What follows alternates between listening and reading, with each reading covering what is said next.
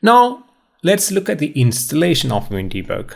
As I mentioned, it always comes with SDK or WDK. I don't think it comes with WDK anymore. So we're going to see the SDK way of installation of Windbg. I have already Windbg installed in this computer, but it's a pretty straightforward installation and I'm going to walk you through it. When you see this video, the steps could be slightly different. Watch out for that. So the links could be different. The place where you click could be different. Probably it will be available in different places and things like that. Go to Google and search for Windbg download. You will go to the first link. So Windbg Preview is a different version of Windbg. I'll show you that as well. That version comes from Microsoft Store actually. You cannot download it, at least at this point of discussion. Only you can install from the Microsoft Store. And most of the cases we will be using debugging tools for Windows 10 for this course.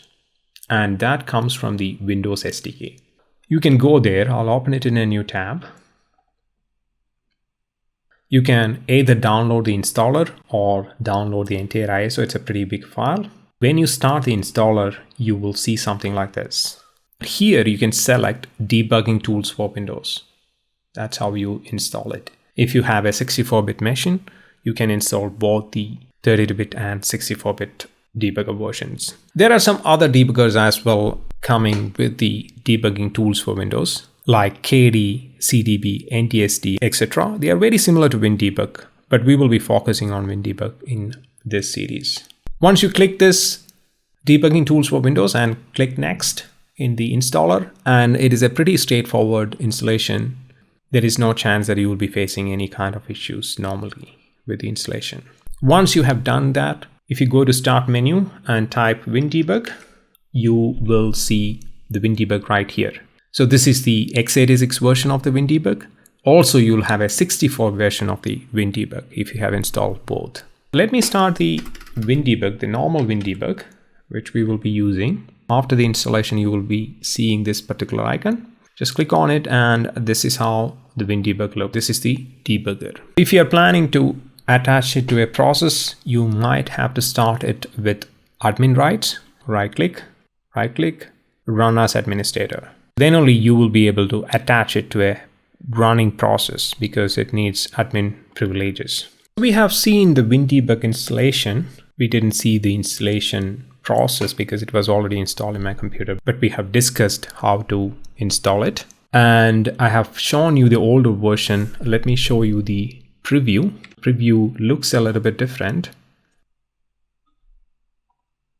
This is the preview. So you install it from the App Store or the Microsoft Store.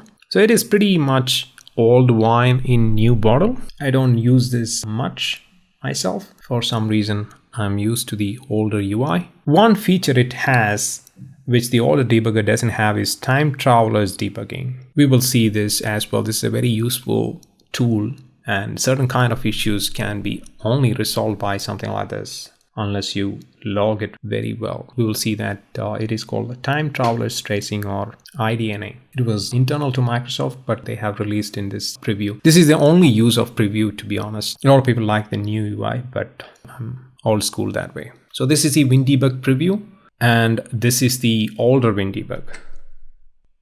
This one. We will be seeing a lot more in this UI.